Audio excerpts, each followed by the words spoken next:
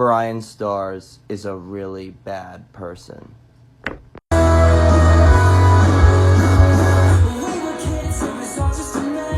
Full stop. No. No. You see, we were kids. Your ass was older than I am now. 6 years ago. I started doing research on Bryan and I was going to talk about Bryan, but honestly, fuck Bryan. I want to talk about Johnnie. That's who I want to talk about. This is him. You should give him a follow. But unfortunately, to talk about Johnnie, I have to talk about Bryan because he's attached himself like the parasitic leech that he is. So here's what you gotta know about Bryan Stars. Covering up for convicted sex offender Austin Jones. The alleged grooming scenario and harassment of every member of My Digital Escape, in particular Shannon and Johnnie. Forcing Shannon to apologize publicly for being harassed and stalked. Signing the person she talked to that allegedly got her harassed and stalked. Diego crossing the line with underage girls on tour and Bryan Stars covering it up. The covering up of stage kissing fans as young as the age of 13. Hypersexuality as well as latent homosexuality expressed inappropriately to both unwilling participants and minors. Putting fans of his in inappropriate positions, including Johnnie Guilbert, which led to him signing a 360 deal with Bryan. Allegations of threats, verbal abuse, physical abuse, and financial abuse.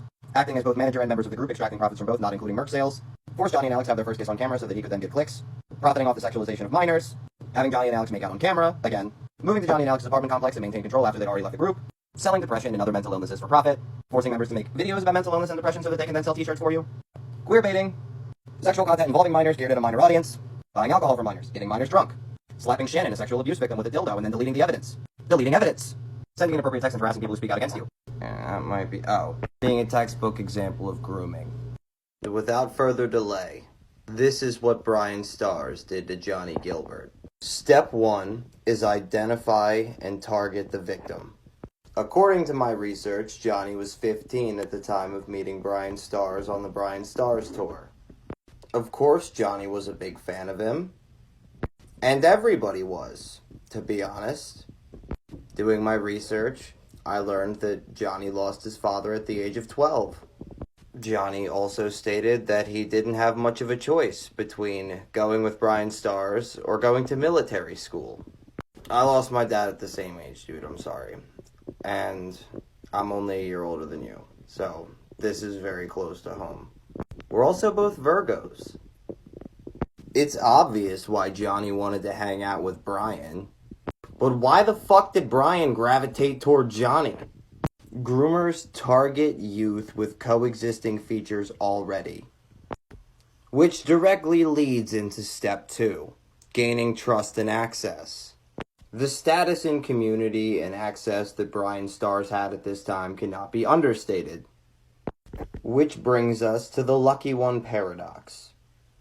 Bryan put Johnnie in charge of merch on the tour, granting him complete access. He signed Johnnie to a 360 deal. He moved Johnnie into his house to sleep on his couch. And Johnnie and most of the people there at the time probably felt fantastically great for the opportunity. It helped establish him in the community. But it was never, ever an excuse for Bryan to act the way that he did in general and around minors. This is what Gerard Way says to do if you're offered backstage passes for creepy behavior. Remember that. Number 3, playing a role in a child's life. In Johnnie's own words, Bryan was like a brother to him, and Johnnie was more like a potential boyfriend to Bryan. He signed children to a 360 deal. He's the most famous one. He's the owner of the house. He's the owner of the company. He's the access to bands. He's the access to parties. He's the access to friends. He's the access to whatever is happening. He's accessing it for them. And it's all in the guise of being something to them. And over the time, they got to step 4. They were completely isolated. Now, one thing that's not really talked about enough is how fundamentally Bryan got in there in core development years. 15 to 18 or 19 or 16 to 18 or 19, that's almost a ninth of a person's life at that stage. This is like fucking Scientology and Tom Cruise. Bryantology. I'm sorry, I couldn't resist. Step 5, creating secrecy in the relationship. We're going to move a little bit away from Johnnie and we're going to talk about Shannon for a second, because I think she's the perfect example of this.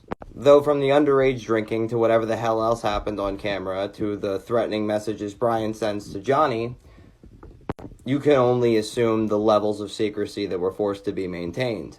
Shannon was forced to type up this apology by her manager, Bryan Stars, because she had the audacity to talk about getting stalked and harassed. Oh, also, not the person who stalked and harassed her, but the guy she flew out to meet that got her stalked and harassed by lying. Bryan signed him during this incident and had them both type up similar apologies for damage control. Throw in these text messages, alleged threats of physical and verbal abuse, him covering up for Bryan Stars' affiliates.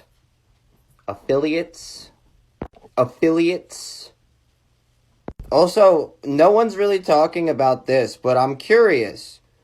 What happened with this fake fight here?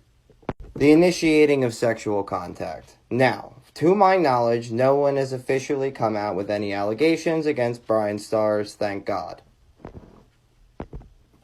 However, this is classified by initiating an unwanted touch through coercion or other tactics. Putting a camera in your face and telling you that you're going to lose your job if you don't kiss this girl is fucked up. Slapping Shannon, a sexual assault victim, with a dildo on camera and deleting it is fucked up. To my knowledge, the only time Bryan ever made Johnnie feel uncomfortable was when he was 18 and they wrestled. Now, they've been together for a while. I think it's pretty reasonable to imagine that they've become a little desensitized to the overtly sexual behavior, even when it makes them uncomfortable. So when Johnnie and Bryan were wrestling, Johnnie was 18, and Bryan purred into his neck. It's fucking weird to make a move like that on a straight guy that you met when you were 15, waiting until they happen to be 18.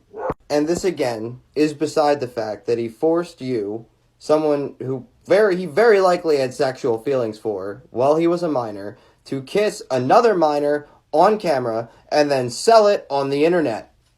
So this is an article about why many child stars experience post-traumatic stress disorder. I myself have been diagnosed not for this reason, but for others.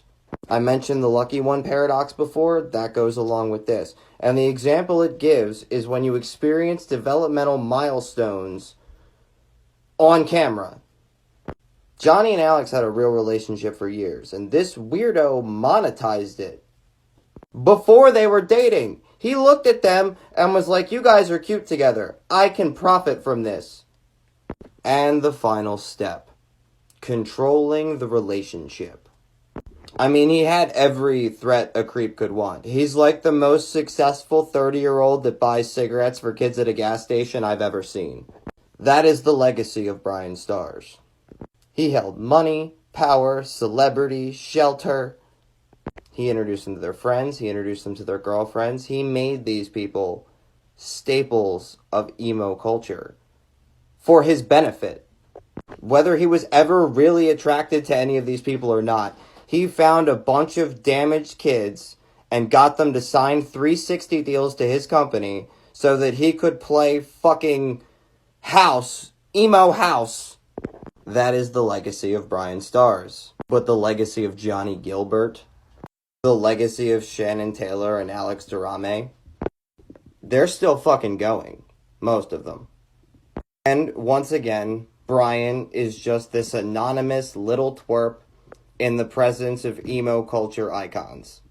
When you finally break free of an abuser, which Johnnie had a hard time doing because when he moved out, Bryan followed him, they try to control the narrative around the situation. And because of you guys, Johnnie, Shannon, that won't happen with Bryan. We won't fucking forget this. Bryan Stars is still a snake.